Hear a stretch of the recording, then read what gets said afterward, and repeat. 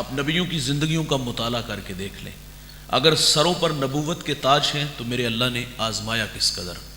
اللہ کے نبی حضرت ایوب علیہ السلام، آپ کی معیشت، تھوڑی سی آواز کم رکھیں، تھوڑی سی کم کر دیں، آپ کی معیشت بڑی مضبوط تھی، 40,000 بکریوں کا ریوڑ رکھتے تھے، 40 باغ تھے، 400 غلام تھا، تو اللہ نے چاند جیسے 12 بیٹے بھی عطا فرمائے تھے۔ اللہ نے فرشتے کو بھیج دیا، جاؤ میرے نبی سے کہو کہ آزمائش کے لیے تیار ہو جاؤ۔ تو آپ فرماتے جے سونا میرے دکھ وچ راضی تے میں سکھ نو چلے ڈاواں۔ آپ فرماتے آنے والی ہر آزمائش پہ صبر کروں گا۔ سنیے گا بھائی، ممبر پہ تشریف فرما ہیں، تا حد نظر ہواری ہیں، محو کلام ہیں۔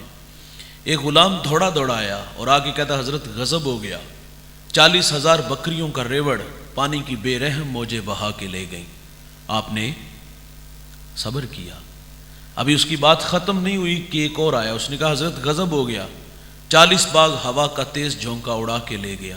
آپ نے صبر کیا۔ اچھا بھائی، ایسا نہیں ہوا کہ درمیان میں 6 ماہ کا وقفہ ڈال لیا گیا ہو کہ 6 ماہ بعد اگلا امتحان لیا جائے گا؟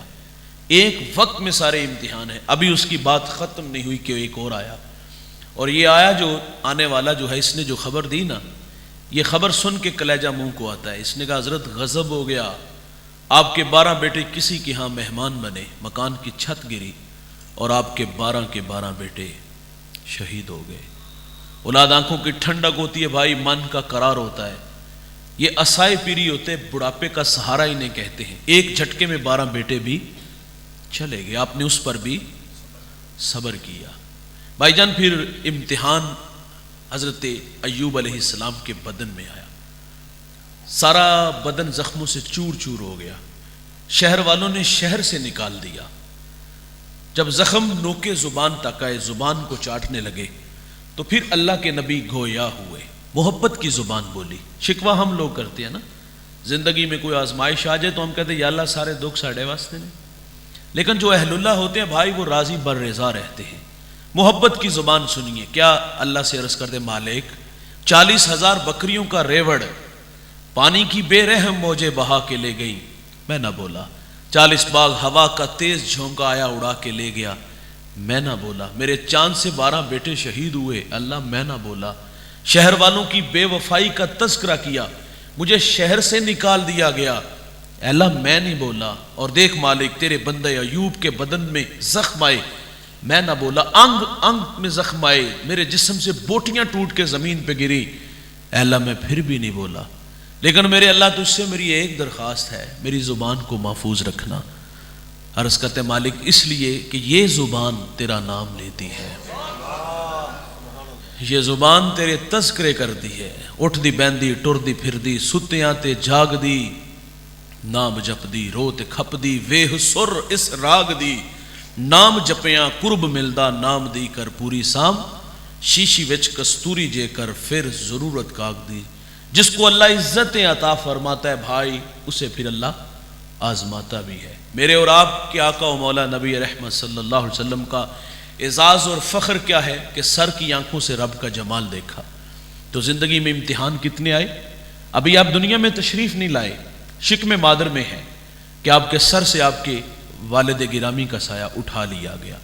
یہ اس وقت ہوا جب حضرت عبداللہ رضی اللہ تعالیٰ عنہ شادی کے کچھ عرصہ بعد تجارت کے لیے ملک شام گئے، اور وہاں سے واپس عبد المطلب کے ننہال یثرب آئے۔ یثرب بیماریوں کا گھر تھا، آئے اور بیمار ہو گئے۔ قافلہ چند دن ٹھہر گیا کہ طبیعت بحال ہو تو ہم انہیں ساتھ لے چلیں، لیکن دن بدن طبیعت بگڑتی گئی تو مجبوراً قافلہ مکہ آ گیا، اور حضرت عبداللہ رضی اللہ تعالیٰ عنہ کا وہیں انتقال ہو جاتا ہے۔ اور یہ خبر مکہ المکرمہ میں عبد المطلب کے خاندان پر بجلی کی طرح گرتی ہے۔ سیدہ آمنہ رضی اللہ تعالیٰ عنہا، انہوں نے تو ابھی اپنے ماہ تمام کو جی بھر کے دیکھا بھی نہیں تھا۔ ان کا جی چاہتا تھا کہ میں اڑ کے یثرب چلی جاؤں، مٹی کے اس تودے کو دیکھوں اور اس کی خاک کو اپنی آنکھوں کا سرما بناؤں، لیکن جس امانت کا آپ کو امین بنانا تھا، اس کی حفاظت کے ذمہ نے حضرت آمنہ کو روک لیا۔ بھائی جان، ابھی حضور دنیا میں آئے نہیں کہ سر سے باپ کا سایہ اٹھا لیا گیا، آپ در یتیم پیدا ہوئے۔ میرے نبی کی عمر 6 سال ہوئی، چلنے پھرنے کے قابل ہوئے، سفر کی صحبتیں سہنے کے لائق ہوئے، تو سیدہ آمنہ رضی اللہ تعالیٰ عنہ من کی کہانی اپنے سسر جناب عبد المطلب رضی اللہ تعالیٰ عنہ سے کہہ ڈالتی ہیں کہ 6 سال جدائیوں میں گزار دیے، آرزو رکھتی ہوں اس خاک کو آنکھوں کا سرما بنا لوں، اگر آپ رخصت عنایت فرمائیں تو میں یثرب جانا چاہتی ہوں۔ تو آپ نے اپنی جوان سالہ بہو سیدہ آمنہ رضی اللہ تعالی عنہا کو رخصت دی اور ساتھ ایک خادمہ ام ایمن کو بھیج دیا۔ یہ نفوس قدسیہ مکہ سے یثرب آئے، 1 مہینہ یا کچھ دن زیادہ وہاں ٹھہرے اور پھر وہاں سے واپس مکہ لوٹ آتے ہیں۔ واپس آنے کا سبب یہ تھا کہ جو بھی آتا حضور کو دیکھتا، پیشانی میں نبوت کا نور دیکھتا تو برملا کہتا کہ یہ تو اس امت کا نبی ہے۔ لوگوں کا جم گٹھا ہوا۔ سیدہ آمنہ فرماتی میرے دل میں خوف پیدا ہوا کہ کہیں یہ میرے بیٹے محمد صلی اللہ علیہ وسلم کو گزند نہ پہنچائے۔ اس خوف نے آپ کو واپس پلٹنے پہ مجبور کیا۔ بھائی جان آدھا سفر طے ہو گیا، آدھا سفر ابھی باقی تھا۔ راستے میں ایک گمنام ابوا نامی بستی ہے، اب وہ گمنام نہیں ہے، اب اس کو نسبت سیدہ آمنہ سے ہے۔ وہاں آ کر کے سیدہ آمنہ رضی اللہ تعالیٰ عنہ آ کے رک جاتی ہیں۔ بخار نے آ گھیر لیا اور آپ جان گئے کہ یہ بخار میری جان لے لے گا۔ وقت رخصت ام ایمن کو کہا کہ میرے بیٹے کو باحفاظت عبد المطلب تک پہنچا دینا۔ پھر حضور کو پاس بلایا، ادھر بچپنے کی معصومیت، پیشانی میں نبوت کا نور ہے، ماں بیٹے میں کھپ سی جاتی ہے۔ 2 باتیں کی اور پھر ہمیشہ کے لیے پہاڑوں میں سو جاتی ہیں۔ فرماتی بیٹا کل حی میت کل جدید بال کل کبیر یفنا وانا میتۃ وذکر باق وولدت طہرا۔ فرمایا بیٹا ہر نئی چیز نے پرانا ہو جانا ہے، ہر باقی نے فنا ہو جانا ہے۔ فرمایا بیٹا میں بھی جا رہی ہوں لیکن سنو میرا ذکر باقی رہے گا۔ فرمایا اس لیے کہ میں تیرے جیسا پاکیزہ اور ستھرا محمد چھوڑ کے جا رہی ہوں۔ سانسوں کی مالا ٹوٹ گئی، موتی فضا میں بکھرے، حضور ماں سے لپٹے، لپٹ کے روئے۔ پھر ننھے ننھے ہاتھوں سے کالے پتھروں تک ماں نظر آتی رہی۔ میرے رسول پلٹ پلٹ کے ان کالے پتھروں والی قبر کو دیکھتے ہیں۔ میں پہلی دفعہ جب سیدہ کے مزار پہ حاضر ہوا، میرے ساتھ کچھ علماء تھے، ہم رخصت ہونے لگے تو میں نے دوستوں سے کہا کہ آج ہم بھی ماں جی سے رخصت، جس طرح میرے رسول صلی اللہ علیہ وسلم ماں سے بچھڑے تھے اور پلٹ پلٹ کے ان کالے پتھروں والی قبر کو دیکھتے تھے، کہا آج ہم بھی اسی طرح یہاں سے رخصت چاہیں گے۔ یقین مانیے گا جب ہم نے پہلی مرتبہ پلٹ کے دیکھا تو حضور کا وہ 6 سال کا بچپنے کا زمانہ یاد آیا، کیسے ایک بیٹا ماں سے بچھڑا اور پھر ہماری ہچکیاں اور سسکیاں مقام بدر تک تھمنے کا نام ہی نہیں لے رہی تھی۔ میرے رسول کی والدہ کی عمر 6 سال ہے اور میرے رسول نے اپنے ہاتھوں سے کالے پتھروں کی قبر بنائی، آنسوؤں کا چھڑکاؤ کیا اور پلٹ پلٹ کے دیکھتے ہیں اور نیچے تشریف لے آتے ہیں۔ ام ایمن کہتی میں حضور کو جب لے کے واپس آئی تو پلٹ کے دیکھا تو حضور میرے ساتھ نہیں تھے۔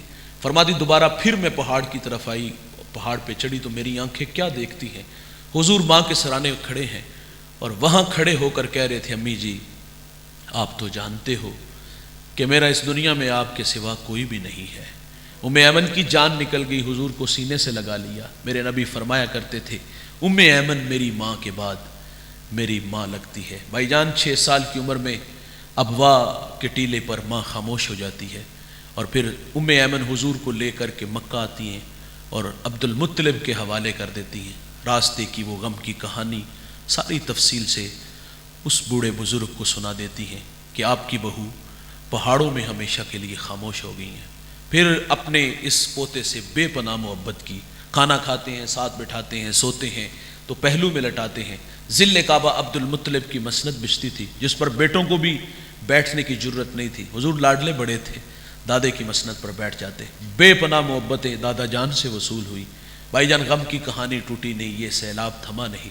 2 سال گزرے کہ آپ کے شفیق مہربان دادا جان بھی دنیا سے چلے گئے۔ راوی کہتا ہے جب حضرت عبد المطلب کا جنازہ اٹھا، مکے کے بازار سے یہ جنازہ گزر رہا تھا، آگے آگے جنازہ ہے اور پیچھے پیچھے ایک 8 سالہ بچہ ہے جو مکے کی کبھی اس دیوار سے لپٹ کے روتا ہے تو کبھی اس دیوار سے لپٹ کے روتا ہے۔ جنہیں عزتیں ملتی ہیں بھائی وہ آزمائے جاتے ہیں۔ ابھی آئے نہیں، باپ نہیں، 6 سال کی عمر ہے، ماں نہیں، 8 سال کی عمر میں مہربان شفیق دادا بھی نہیں رہا۔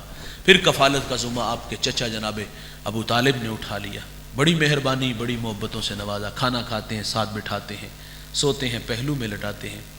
جناب ابو طالب کثیر العیال تھے اور آپ کی معیشت زیادہ مضبوط نہیں تھی۔ میں نے حضور کا بچپن بڑھایا، حضرت حلیمہ فرماتی حضور کو بچپن میں اگر بھوک لگی بھی ہوتی نا تو کبھی بھوک کا مطالبہ نہیں کیا تھا، ناراض نہ ہوئیے گا، ہم بچے نہیں بڑے ہو گئے ہیں بھائی، بڑھاپے کی طرف سفر ہے، ہمیں وقت پہ کھانا نہ ملے ہم گھر کے برتن توڑ دیتے ہیں، گالیاں دیتے ہیں، خواتین پہ ہاتھ اٹھاتے ہیں۔ حضور کا بچپن دیکھو کتنا شاندار ہے بھائی، بھوک لگی بھی ہوتی تو کبھی بھوک کا مطالبہ نہیں کیا۔ حضور پروان چڑھے بھائی، بات کو آگے بڑھاتے ہیں، یہ غم کی کہانی سناتا ہوں اور معراج کی خلوت تک بات لے چلتا ہوں۔ 8 سال کی عمر میں دادا نہیں، پھر کفالت کا ذمہ جناب ابو طالب نے اٹھایا، بے پناہ محبتیں ملی، پھر زندگی میں وہ امتحان آئے، عام الحزن آیا، وہ غم کا سال جس میں شفیق چچا چلے گئے، آپ کی رفیقہ حیات حضرت خدیجہ رضی اللہ تعالیٰ عنہ کا انتقال ہو گیا۔ اس سال کا نام غم کا سال تھا۔ حضور گھر میں لگ کے بیٹھ کے، لیکن پھر کار نبوت کی ذمہ داریاں میرے نبی کو میدان عمل میں لے آتی ہیں۔ قولوا لا الہ الا اللہ تفلحوا کی صدا جزیرہ عرب میں گونجتی ہے۔ ہم نے قوم کے رویے پڑھے ہیں۔ حضور لا الہ کی دعوت دیتے ہیں، وہ گڑھے کھودتے ہیں، لا الہ کی دعوت دیتے ہیں، وہ کانٹے بچھاتے ہیں، اجریاں پھینکتے ہیں، گالیاں دیتے ہیں، پتھر مارتے ہیں، گلے میں رسی ڈال کے تاؤ دیتے ہیں۔ کتنے دکھ مکہ والوں نے دیے، کانوں میں کبھی انگلیاں ٹھونس لیتے ہیں، شور مچاتے ہیں، لیکن رسول اللہ صلی اللہ علیہ وسلم حق کا پیغام سناتے ہیں اس قوم کو۔ شعب ابی طالب میں بھی 3 سال محصور رہے، یہ سوشل بائیکاٹ ہوا تھا، ماؤں کی چھاتیوں سے دودھ خشک ہو گیا، بچے روتے تو مائیں منہ پہ تھپڑ نہیں مارتی، بلکہ مائیں اتنا کہتی اگر تمہارے رونے کی آواز کافروں نے سنی تو وہ تمہارے نبی محمد کو تانے دیں گے۔ بچے چپ ہو جاتے یار۔ صحابہ کہتے ہیں ہم نے پتے کھا کے گزارا کیا، چمڑے بھگو کر کے گزارا کیا۔ ایک صحابی کا بیان پڑھا، وہ کہتے ہیں مجھے اتنی شدت کی بھوک لگی ہوئی تھی کہ ایک گیلی جگہ میرا پاؤں آیا، نہ جانے وہ کیا تھا، اٹھایا کھا لیا۔ فرماتے آج تک یہ خبر نہیں کہ وہ چیز ہے کیا تھی۔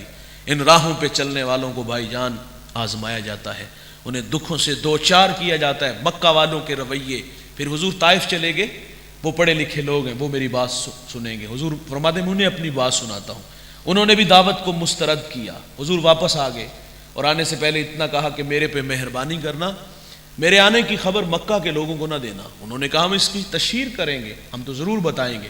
سنیے گا بھائی، حضور طائف سے واپس آ رہے ہیں، طائف کا بازار ہے اور 2 رویا کتارے ہیں، اوباش لڑکے ہیں، ہاتھوں میں پتھر ہیں۔ میرے نبی قدم اٹھاتے ہیں تو وہ پاؤں پہ پتھر مارتے ہیں۔ حضور فرماتے مجھے درد ہوا تو میں درد کی شدت کی وجہ سے زمین پہ بیٹھ گیا۔ وہ آگے بڑھے، حضور کو کندھوں سے پکڑا، کھڑا کیا اور پھر چلنے پہ مجبور کیا گیا۔ میرے نبی فرماتے میں دوسرا قدم اٹھاتا ہوں تو وہ میرے دوسرے پاؤں پہ پتھر مارتے ہیں۔ حضور کا بدن جوانوں لہو لہان ہو گیا۔ دین کی بنیادوں میں جوانوں پیغمبر کا خون ہے۔ دین بڑی محنت سے پھیلا ہے۔ میں اوکاڑا ایک جگہ خطاب کر رہا تھا تو کچھ لوگ مجھ سے ناراض ہو گئے، سچ آکھی تے پامبڑ مچدے نے، اور جب کسی کے مفاد پہ زد پڑے تو تکلیف تو ہوتی۔ میں نے وہاں برملا برجستہ یہ بات کی تھی کہ حجروں میں بیٹھ کے نہیں، نذرانے وصول کر کے نہیں، صرف ہاتھ چما کے نہیں دین پھیلا۔ دین محنت سے پھیلا ہے، دین جستجو سے پھیلا ہے، دین تبلیغ سے پھیلا ہے۔ محمد عربی پیغام حق لے کے مکہ سے طائف آئے اور طائف والوں نے پتھر مارے۔ عرض کیا گیا کہ ان کے لیے بد دعا کر دیں، فرمایا میں رحمت بن کے آیا ہوں، زحمت بن کرنی ہے۔ اور پھر وہاں ایک جملہ ارشاد فرمایا جو علماء کے لیے تھا، مبلغین کے لیے تھا۔ میرے نبی فرماتے مجھے ان کی نسلوں سے امید ہے کہ وہ میرے ساتھ چلیں گے۔ بعض کا نتائج نہیں ملتے، ہم دل برداشتہ بھی ہوتے ہیں اور ہم کہتے ہیں یار ہمیں تو سجدے سے غرض ہے، یہاں نہیں تو وہاں سے کام بھی کرنا ہے، اتنے نہیں تھے کدھرے اور سے بڈھے گرائے نہیں تھے پر عالم چک چلے جائیں گے نہ بھائی جان۔ حضور کا یہ فرمان مبلغین کے لیے کہ فرمایا مجھے ان کی نسلوں سے امید ہے کہ وہ میرے ساتھ چلیں گے۔ پھر آپ جانتے ہو جب سندھ کے اندر نہید نامی بیٹی کے سر سے راجہ دہر کے گنڈوں نے دوپٹہ کھینچا تو اس نے یا علی الحجاج کہا۔ حجاج تاریخ کا کوئی قابل ذکر انسان نہیں، بہت بڑا بدماش ہے، اس کے ہاتھ ہزاروں لوگوں کے خون سے رنگے ہوئے ہیں۔ اس سماج کا بدماش آدمی کیا کہتا ہے بہن میں حاضر ہوں۔ اس نے پھر اپنے بھتیجے، اپنے داماد جس کی عمر 17 سال ہے اس کو یہاں بھیجا اور وہ ہندوستان کے تخت و تاج کو رونتا ہوا یہاں آیا اور اس برہنہ سر بیٹی کے سر پر عزت کی ردا رکھتا ہے اور وہ یہاں 4 سال گزار کے گیا۔ مکران سے ملتان تک سفر کرتا ہے، اپنے کردار، اپنی گفتار، اپنے اخلاق سے 1 لاکھ انسانوں کو محمد کا غلام بنا جاتا ہے۔ تاریخ اس جوان کا نام محمد بن قاسم بتاتی ہے۔ تو میرے نبی فرماتے ہیں مجھے ان کی نسلوں سے امید ہے، وہ میرے ساتھ چلیں گے۔ حضور طائف سے واپس مکہ آئے، ام ہانی کا گھر ہے، حضور ماہو استراحت ہے، آنکھیں بند دل جاگ رہا ہے۔ اللہ نے 70,000 نوری فرشتوں کے جرمٹ میں حضرت جبریل علیہ السلام کو حضور کی خدمت میں حاضر کر دیا.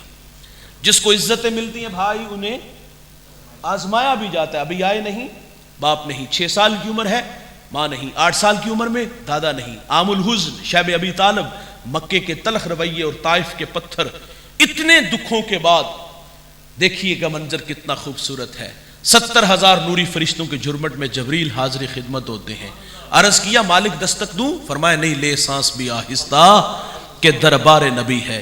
ادب گاہیس زیر آسماں از عرش نازک تر، نفس گم کردہ می آیت جنید و با یزیدی جا. یہاں تو جنید بغدادی اور با یزید بھی آتے ہیں تو سانسوں کو روک کے آتے ہیں. عرض کی مالک کیا کروں؟ فرمایا چھت پہ چڑھو، چھوٹا سا سوراخ کرو اور اس سوراخ سے اندر داخل ہو جاؤ. جبریل کے 600 نوری پر ہیں بھائی، ایک پر کو کھولیں زمین و آسمان کو ڈھانپ لیتے ہیں اور آج محبوب کی چوکھٹ پہ حاضر ہیں. دنیا والوں کو تعلیم دے گے کہ جب بڑوں کے پاس آؤ نا تو بڑا بن کے نہیں، چھوٹا بن کے آیا کرو. سمٹ کے حضور کے قدموں میں آ گئے. عرض کی مالک کیا کروں؟ تو کیا حکم آیا کہ یا جبریلو قبل قدمہ ہے. قبل باب تفعیل سے ہے اور یہ کثرت ماخذ کو چاہتا ہے. قبل قدمہ واحد کا صیغہ نہیں، تثنیہ کا صیغہ ہے. ایک قدم کی نہیں، دونوں قدموں کی بات کی گئی ہے اور تقاضا ایک بار کا نہیں یار، بار بار کا کیا گیا ہے. فرمایا جبریل میرے نبی کے قدموں سے لپٹ جاؤ اور ان قدموں کے بار بار بوسے دو. کافوری ہونٹ، ٹھنڈے ہونٹ حضور کے قدموں سے مس ہے.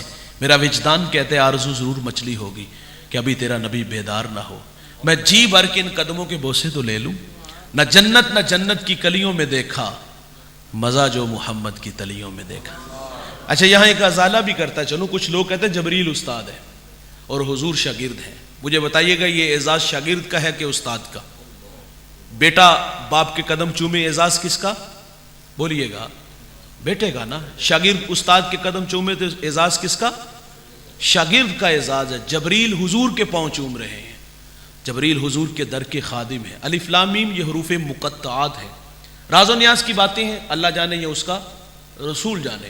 لیکن علماء نے اس سے کچھ مرادیں لی ہیں. علماء کہتے ہیں الف سے مراد اللہ ہے، لام سے مراد جبریل ہے اور میم سے مراد محمد صلی اللہ علیہ وسلم.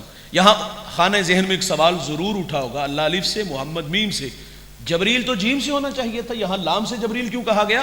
علماء کہتے ہیں یہ قرآن محاورہ عرب کے مطابق اترا ہے. عرب والے جب ناموں کو اختصار سے لکھتے، جو آقا کا نام ہوتا اس کے نام کا پہلا حرف لکھتے اور جو خادم ہوتا اس کے نام کا آخری حرف لکھتے تھے. تو جبریل حضور کے قدموں کے بوسے لینے لگے. میں تفصیل سے واقعہ تو نہیں بیان کروں گا لیکن وہ جو پیغام میرے پیش نظر ہے وہ آپ تک منتقل کروں گا. جبریل نے پاؤں چومے، حضور بیدار ہوئے اور جبریل نے کیا کہا کہ اللہ آپ کے دیدار کا مشتاق ہے. مجھے بتائیے گا یہ جملہ جو رحمان کی طرف سے جبریل پیغام لے کر کے آئے کہ اللہ آپ کے دیدار کا مشتاق ہے، زندگی میں کتنے امتحان آئے، کتنے دکھ آئے. مکہ طائف کے بعد بازار جب یہ رب کا پیغام سنا کہ اللہ آپ کے دیدار کا مشتاق ہے، کلیجے میں ٹھنڈ نہیں پڑ گئی ہوگی. اور پھر وہ شک صدر ہوا اور پھر حضور براق پہ تشریف فرما ہوئے. اچھا یہ بھی کہانی بڑی عجیب ہے. جب حضور براق پہ بیٹھے نا، اللہ سے ملاقات کے لیے جا رہے تو حضور کی آنکھوں میں آنسو آ گئے. یہ آنسو کس بات کے تھے؟ حضور کو اپنی امت یاد آ گئی. حضور اپنی امت سے بڑی محبت فرماتے ہیں، بے پناہ محبت فرماتے ہیں. مجھے وہ لمحے یاد آئے، آپ بھی یاد کیجئے. جب رسول اللہ صلی اللہ علیہ وسلم پر عذاب کی آیتیں اترتی ہیں نا تو حضور کا رنگ متغیر ہو گیا. آپ مجمع صحابہ سے اٹھے اور باہر چلے گئے. صحابہ اکرام سمجھے شاید حضور کسی حاجت کے لیے گئے ہیں. تھوڑی دیر انتظار کیا، تشریف نہ لائے تو تلاش کرنا شروع کر دیا. 1 دن 2 دن، حتیٰ کہ تیسرے دن کا سویرا طلوع ہو گیا. ممبر اداس ہے، گلیاں اجڑ گئیں. بلال حبشی مدینے کی گلیوں میں چیخے مار مار کے روتا ہے. سیدہ فاطمہ گھر میں غشی پر غشی آ رہی ہے. واصف علی واصف کہتے ہیں شرف مکان کا نہیں ہوتا، مکین کا ہوتا ہے. وہ تو یثرب تھا، بیماریوں کا گھر تھا، لیکن حضور کے قدم لگتے ہیں اللہ مدینے کی خاک میں شفا رکھ دیتا ہے. تیسرا دن ہوا، صحابہ جنگل میں چلے گئے. میں نے اس جنگل کی زیارت کی ہے. اب وہاں گھر بن گئے. وہاں ایک چرواہا ملا. اس سے کہتے یار اس نام کا کوئی شخص تو نہیں دیکھا؟ اس نے کہا اتنا میٹھا نام تو سنا ہی پہلی دفعہ ہے. ہاں میں اتنا جانتا ہوں، وہ سامنے غار دیکھتے ہو جس کا نام جبل صلاح ہے، وہاں ایک جوان ہے جو صبح بھی روتا ہے شام بھی روتا ہے اور کہتا وہ میری بکریاں دیکھو ہلکا بنائے بیٹھی ہیں، نہ کچھ کھاتی ہیں نہ پیتی ہیں، جب وہ روتے ہیں تو یہ بھی روتی ہیں. صحابہ نے پوچھا وہ رونے والا کیا کہتا ہے؟ تو اس نے کہا جب اس کے لبہائے مبارک کھلتے ہیں تو وہ رب حبلی امتی کی صدائیں دیتے ہیں. بے جان جسموں میں جان آئی. صحابہ اندر داخل ہوئے. آنکھیں کیا دیکھتی ہیں کہ حضور کی پیشانی نوکیلے پتھر پہ جھکی ہے اور رو رو کے امتی امتی پکار رہے ہیں. صحابہ آگے بڑھے. سیدنا صدیق اکبر نے عرض کیا حضور غلام آئے ہیں, 3 دن جدائیوں میں گزار دیے, مدینہ اداس ہے, بلال مدینے کی گلیوں میں تڑپ رہا ہے, بیٹی گھر میں غشی پر غشی آ رہی ہے. حضور فرماتے مجھے امت کی محبت رلا رہی ہے. جوانوں اس پیار کو محسوس کرو یار. کہاں کھڑے ہو, کہاں جا رہے ہو, خیال مجھے بھی آپ کو بھی آنا چاہیے. زندگی بے مہار نہیں, زندگی چونک چباروں کا نام نہیں. تو بھائی جان یہ رسول اللہ کا پیار ہے. صحابہ نے عرض کیا کہ حضور مدینہ اداس ہے, رو رو کے دعائیں کر رہے ہیں. اللہ کے حبیب فرمایا اتنی دیر تک سجدے سے سر نہیں اٹھاؤں گا جتنی دیر تک اللہ امت کے معاملے میں مجھے راضی نہیں کر دیتا. سیدہ فاطمہ کو خبر ملی آپ مدینے کی عورتوں کو لے کے اس غار کی طرف بڑھتی ہیں. صحابہ پیچھے ہٹے, آپ اندر داخل ہوئی اور کیا عرض کرتی ابو بیٹی آئی ہے, جگر کا ٹکڑا آیا ہے, جس کے لیے آپ مسند بچھا دیتے تھے فاطمہ آئی ہے. حضور بیٹی کو بھی فرماتے بیٹے مجھے امت کی محبت رلا رہی ہے. جب حضور سجدے سے سر نہیں نہ اٹھاتے, سنیے گا جوان, پھر سیدہ اپنے مالک سے عرض کرتی مالک میں نے سنا ہے جب فقیروں اور درویشوں کی دعائیں مستجاب نہیں ہوتی تو وہ سروں سے پگڑیاں اتار کے اللہ تجھ سے دعا مانگتے ہیں, پھر تجھے اپنے بندوں پہ رحم آ جاتا ہے. عرض کیا مالک آج تیرے نبی کی بیٹی فاطمہ جس پر تو نے تطہیر کی آیتوں کو نازل کیا ہے, میں سر سے دوپٹہ اتار کے اپنے بابا کی امت کے لیے تجھ سے بھیک مانگتی ہوں. سیدہ کا ہاتھ یوں ردا کی طرف بڑھا, کوہرام مچ گیا بھائی, بادلوں کی اوٹ میں سورج نے منہ چھپا لیا. ایسا لگا کہ قیامت آ گئی. رومی کہتا ہے پھر ایک صدا اٹھی, پس ندا آمد زے یزداں قائے رسول, من دعائے فاطمہ کردم قبول. گھر طلب کر دی زمین و آسماں, جملہ بخش دے مشدر یک سما. فرمایا جبریل دیر نہ کرو جلدی جاؤ, میرے نبی سے کہو کہ اپنا سر اٹھا لے, ہم نے فاطمہ کی دعا قبول کر لی ہے. جیسے آپ کہو گے ہم امت سے ویسے ہی معاملہ فرما دیں گے. بھائی جان تخیلات میں غوطہ لگے تو 2 لمحوں کے لیے میں اور آپ اس غار میں چلے جائیں. ایک جانب خود کو کھڑا کریں اور ایک جانب محبت کی بچھی کائنات دیکھیں. یقین مانو اپنے رویوں پہ یقیناً ہمیں ندامت کے علاوہ کچھ بھی نظر نہیں آئے گا. آئیے غلامی رسول میں موت بھی قبول کے جو دعوے ہیں اس کو عمل سے. عباس کہتا ہے جب حضور کو مرکز نور میں اتارا گیا تو میں نے دیکھا حضور کے اس وقت بھی لب حرکت میں تھے, کان قریب کر کے سنا تو حضور اس وقت بھی فرما رہے تھے اے اللہ میری امت کی مغفرت فرما دے. اور بھائی اپنے مالک سے ملاقات کے لیے جا رہے ہیں, براق پہ بیٹھے ہیں, تو یاد کس کی آئی؟ امت کی. حضور مسجد حرام سے مسجد اقصی تشریف لائے, وہاں نبیوں کو امامت کا شرف ملا, اور پھر جبریل کے جو ہے وہ دلیل دیں. محبوب سے فرمایا کہ آپ کو کس چیز سے مشرف کیا جائے, تو حضور اپنے مالک سے کہتے مالک میری آرزو ہے کہ تو مجھے اپنا بندہ کہہ کے پکار دے. پھر امت کے لیے 50 نمازوں کا تحفہ ملا. حضور خوشی خوشی وہ تحفہ لے کے تشریف لائے. موسیٰ علیہ السلام سے ملاقات ہوئی تو انہوں نے کہا مجھے تجربہ ہے یہ 50 نہیں پڑھیں گے, آپ اللہ سے اس میں کمی کی درخواست کریں. حضور 9 دفعہ گئے, ہر دفعہ 5 نمازیں معاف ہوتی رہیں. جب 5 رہ گئی تو انہوں نے عرض کیا کہ آپ ایک دفعہ پھر جائیں. تو حضور کیا فرماتے ہیں اب مجھے اللہ سے حیا آتا ہے. ناراض نہ ہوئیے گا, یقین یعنی ہمیں تو خیال بھی نہیں آتا یہ بات کرتے ہوئے, اور اس کو ہم از راہ تمسخر یہ بات کر دیتے ہیں کہ 9 چکر لگے 10واں بھی لگنا چاہیے. او بھائی تحفہ دینے سے محبت بڑھتی ہے. امت کو حضور نماز کا تحفہ دے رہے اور امت قبول ہی نہیں کر رہی. میں انتہائی معذرت سے کہوں گا ہمارے رویے بڑے تلخ ہو گئے. ہمیں بعض اوقات یہ بات کرتے ہوئے بھی ہماری زبان کیوں نہیں بل کھاتی, کیوں نہیں لڑکھڑاتی کہ حضور تحفہ دے رہے ہیں اور امتی کہتے چکر ایک اور لگتا. معذرت سے حضور امت کے لیے 5 نمازیں لائے, اور انتہائی معذرت سے معراج کا یہ تحفہ ہمارے پاس ہے. 5 وقت حی علی الصلاۃ کی صدائیں فضا میں گونجتی ہیں. یہ بوڑھا گرایا, کیا نام اس گاؤں کا؟ رتا گرایا. رتا گرایا میں یہ ساری بستی مسلمانوں کی ہے. ایک گھر میں 8 افراد ہیں اور سب پہ نماز فرض ہے, بالغ ہیں. حی علی الصلاۃ کی صدائیں فضا میں گونجتی ہیں, میرے اور آپ کے کانوں تک یہ آواز 5 وقت پہنچتی ہے. لیکن نماز کے وقت مسجد میں 1.5 صف کے علاوہ یا 1 صف سے زیادہ نہیں لوگ مسجد میں آتے. نماز تو سب پہ فرض ہے. بھائی جان آج اگر اللہ کی نہیں مانیں گے تو قیامت کے دن اللہ فرمائے گا مجھے سجدہ کرو. اس دن بے نمازی بھی چاہے گا ساری زندگی نہیں مانی، چلو آج ہی اللہ کو سجدہ کر لو، لیکن اس دن باوجود چاہنے کے بندہ سجدہ نہیں کر پائے گا. کمرے یوں اکڑ جائیں گی، اور بے نمازی کہاں کھڑا ہوگا؟ قارون، حامان، ابی بن خلف. آپ جانتے ہو یہ کون ہے؟ یہ اللہ رسول کے دشمن ہے. جس صف میں اللہ رسول کے دشمن کھڑے ہوں گے اسی صف میں بے نمازی کو کھڑا کیا جائے گا. ہم دیہاتی لوگ ہیں اور ہمارے دیہاتوں میں یہ چیزیں کمی چودھری والی پائی جاتی ہیں، اونچ نیچ والی کہانیاں ساری ہیں. وہ ساگر نے کہا تھا نا کہ کون کہتا ہے کہ ظلمات نے دم توڑ دیے. ہم لوگ آج بھی اندھیروں میں کھڑے ہیں. میں ڈسٹرکٹ منڈی باولدین ایک جگہ خطاب کرنے گیا، نماز کا ٹائم تھا تو ہم صف میں کھڑے تھے، تو وہ صاحب نے اس کو ذات کا کمی تھا، اس کو کھینچ کے پچھلی صف میں کر دیا. وہ مصلی تھا، وہ کہتا تیرے ساتھ تو میری نماز بھی نہیں ہوتی. بھائی جان، ہم کمی کے ساتھ کھڑا ہونا توہین سمجھتے ہیں. جو اللہ رسول کا دشمن ہوگا اس صف میں کھڑا ہونا کیا یہ اعزاز کی بات ہوگی؟ بے نمازی کا قیامت کے دن حشر بڑا برا ہوگا. اس کی کمریں اکڑ جائیں گی اور اللہ رسول کے دشمنوں کے ساتھ ان کو کھڑا کیا جائے گا. ہمارے اوپر 5 نمازیں فرض ہیں بھائی. سری سکتی ایک بہت بڑا نام گزرا ہے. آپ کا بیٹا فوت ہو گیا اور دوران تدفین آپ کی نماز عصر قضا ہو گئی، تو سارا شہر آ کے افسوس کرتا ہے اللہ کا حکم، اللہ آپ کو صبر دے.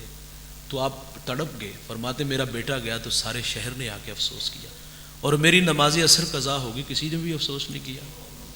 اب ہم دیکھیں ہماری کتنی قضا ہوتی. مدینہ میں ایک خاتون تڑپ تڑپ کے جو ہے نا وہ حضور کی خدمت میں پیش ہوتی ہے. تو حضور فرماتے کیا ہے مسئلہ؟ تو اس نے کہا حضور مجھ سے 3 گناہ ہوئے اور وہ مجھے چین نہیں لینے دے رہے. سنیے گا گناہ اس کے. اس نے کہا میرا پہلا گناہ یہ ہے کہ میں شادی شدہ ہوں، میرا شوہر دیار غیر گیا اور اس دوران مجھ سے نفس پہ قدرت نہ رہی تو مجھ سے زنا ہو گیا. پیٹ میں بچہ تھا، بچہ ہوا تو میں نے اس کو قتل کر دیا مارے شرم کے.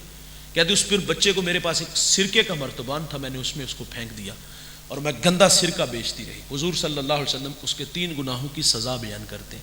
فرمایا تو نے زنا کا ارتکاب کیا، میری شریعت تجھے رجم کا حکم دیتی ہے. تو نے ایک نفس کو قتل کیا، تجھے قتل کیا جائے گا. اور تیسرا فرمایا تو نے گندا سرکہ بیچا، اس کی اللہ سے معذرت چاہ، یہ گناہ کبیرہ ہے. 3 گناہوں کی سزا بیان کی اور بیان کرنے کے بعد فرمایا کہ جس طرح تو چیختی ہوئی میری خدمت میں آئی، حضور فرماتے میں محمد تو سمجھا تھا شاید کہ تیری نماز عصر قضا ہو گئی ہو. آج دیکھ لیں بھائی ہماری کتنے نمازیں قضا ہوتی ہیں، یہ میں اور آپ دیکھیں گے. اور ویسے بھی ہم اپنی نمازوں کا حساب لگائیں تو اتنا ٹائم نہیں لگے گا. اگر مولانا صاحب پوچھ ہی لیں گے آپ پہ جب سے نماز فرض ہوئی ہے اب تک آپ نے کتنی نمازیں چھوڑی ہیں، چھوڑی ہوئی کی کہانی نہیں ہوگی، جو پڑھی ہوگی وہ ہمیں یاد ہوں گی. کچھ لوگ تو صرف عید کی نماز پڑھتے ہیں، کچھ لوگ صرف جمعہ آ کے پڑھتے ہیں. ہمیں اپنی نمازوں کی تعداد کا بھی پتہ ہے، ہم نے زندگی میں کتنی نمازیں پڑھی ہیں. اور انتہائی معذرت سے بھائی جان آج اپنے بچوں کو ہر بچے کو موبائل لے کے دیا ہے، ہر بیٹی کے پاس موبائل، ہر بیٹے کے پاس موبائل ہے. ان کی ضرورت کی ہر چیز آپ نے انہیں اچھا گھر بھی لے کے دیا ہے، لیکن اگر گھروں سے ہم تلاش کریں تو مصلی نہیں ملے گا. گھروں سے اگر ہم تلاش کریں تو قرآن نہیں ملے گا. ہمارے گھر میں ملے گا ایک قرآن ملے گا اور ایک ہی مصلی ملے گا. بیٹوں سب بچوں کو آپ نے موبائل تو دیا، قرآن کیوں نہ دیا، مصلی کیوں نہ دیا؟ تو بھائی جان قیامت کے دن جو بے نمازی ہوگا اس کا حشر بہت برا ہوگا. حقوق اللہ میں سب سے پہلا سوال نماز کا ہے اور حقوق العباد میں سب سے پہلا سوال قتل کا ہوگا. تو امت کے لیے میرے رسول نماز کا تحفہ لائے. آج اس موسم میں میں اور آپ وعدہ کریں آج کے بعد نماز نہیں چھوڑیں گے. دوبارہ بھائی جان کوئی نہیں آنا، ایک بار ہی آنا ہے. آج میرے اور آپ کے پاس وقت ہے، ماضی کی تلخیاں ہیں، توبہ کا در کھلا ہے، سورج مغرب سے طلوع نہیں ہوا. آج معذرت چاہیں گے تو اللہ معاف کر دے گا. حی علی الصلاح کی صدا ہو بھائی، چھوڑ دو کام، اللہ کو سجدہ کرو، اللہ کے حضور جھکو. جو اللہ کے حضور جھکتے ہیں وہ کسی کے آگے نہیں جھکتے اور قیامت کی رسوائی سے بچیں گے. اور آخری بات یہ ہے کہ میرے نبی صلی اللہ علیہ وسلم جب معراج کی خلوتوں میں گئے تو وہاں راز و نیاز کی باتیں ہوئیں. وہاں راز کی ایک بات سیدہ عائشہ رضی اللہ تعالی عنہا کے ذریعے وہ ہمارے تک پہنچی. بڑی خوبصورت بات. سیدہ فرماتی حضور ایک دن موج میں تھے، دریائے رحمت جوش میں تھا، تو حضور فرماتے عائشہ مانگو کیا مانگتی ہو. حد نہیں لگائی، اس حد میں رہ کے مانگو. فرمایا جو مانگو گی عطا ہوگا. عرض کی حضور اگر آپ مجھے رخصت دیں تو میں اپنے والد گرامی سیدنا صدیق اکبر سے مشورہ کر لوں. حضور فرماتے ٹھیک ہے. آپ مشورہ کرنے گئی تو سیدنا صدیق اکبر فرماتے بیٹا حضور سے عرض کرنا کہ معراج کی خلوتوں میں جو اللہ سے راز و نیاز کی باتیں ہوئی تھی، کوئی ایک بات ارشاد فرما دیں، اور ساتھ وعدہ لیا کہ مجھے بھی آ کے بتانا ہے۔ سیدہ حضور کی خدمت میں حاضر ہوئی تو حضور فرماتے مشورہ ہو گیا؟ عرض کی جی حضور مشورہ ہو گیا۔ فرمایا سوال کرو، مانگو کیا مانگتی ہو؟ تو عرض کی کہ حضور معراج کی خلوتوں میں رب سے جو باتیں ہوئی تھی اس میں ایک بات ارشاد فرما دیں۔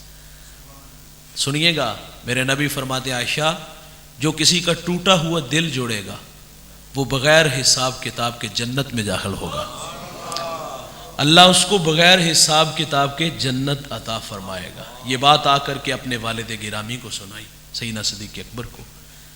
جب یہ بات سنائی تو چھم چھم آنکھیں برسنے لگی، آنکھوں میں آنسو تھے۔ عرض کیا ابا جان یہ تو خبر بڑی اچھی ہے۔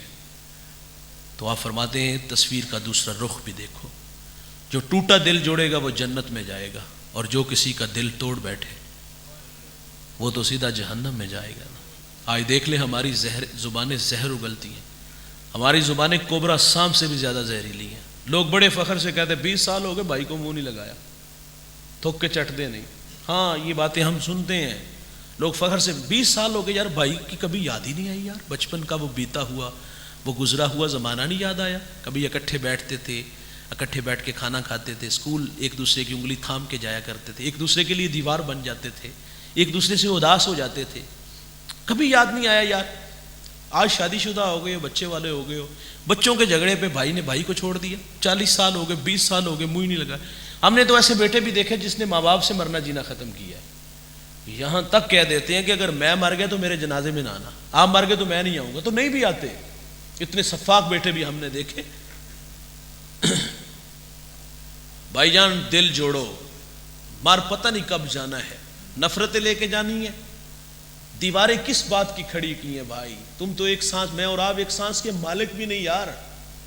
فخر کی بات نہیں، 20 سال ہوا، غالباً حضرت حنفیہ تھے، اپنے بھائی سے ناراض ہو گئے تو صلح کے لیے گئے اور راستے سے ہی ہو کے واپس آ گئے، بڑی خوبصورت بات ہے، اور آ کے اپنے بھائی کو خط لکھا کہ بھائی جان میں آپ سے صلح کے لیے آ رہا تھا، لیکن مجھے راستے میں نانہ مصطفیٰ صلی اللہ علیہ وسلم کا فرمان یاد آ گیا کہ میرے رسول فرماتے جنت میں وہ پہلے جائے گا جو صلح میں پہل کرے گا۔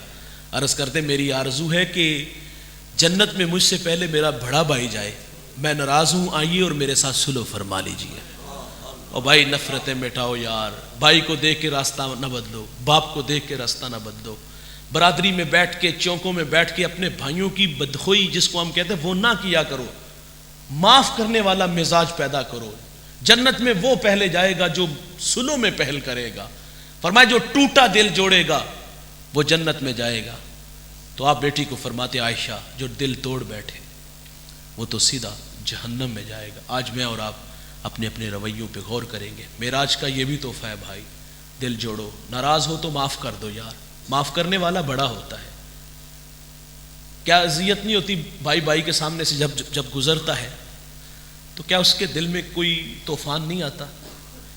پچھلے بھائی کی وہ وفائیں یاد نہیں آتی، کہاں سے اٹھا کے کہاں تک لایا؟ آج چھوٹی چھوٹی بات پہ ہم نے دیواریں کھڑی کر لی۔ آئیے نفرتیں کم کریں، آئیے محبت کے بیج بوئیں، ایک دوسرے کو عزت دیں۔ اللہ ہمیں نماز پڑھنے کی توفیق دے، اللہ ہمیں رشتے جوڑنے کی توفیق دے۔ میرے میزبان محفل بڑی محبت سے دعوت دی، اللہ تعالیٰ ان کی محبت قبول فرمائے، انہیں دنیا آخرت کی عزتوں سے نوازے۔ علماء تشریف لائے، سرپرستی فرمائی، ان کا آنا تشریف لانا قبول فرمائے۔ السلام علیکم ورحمۃ اللہ۔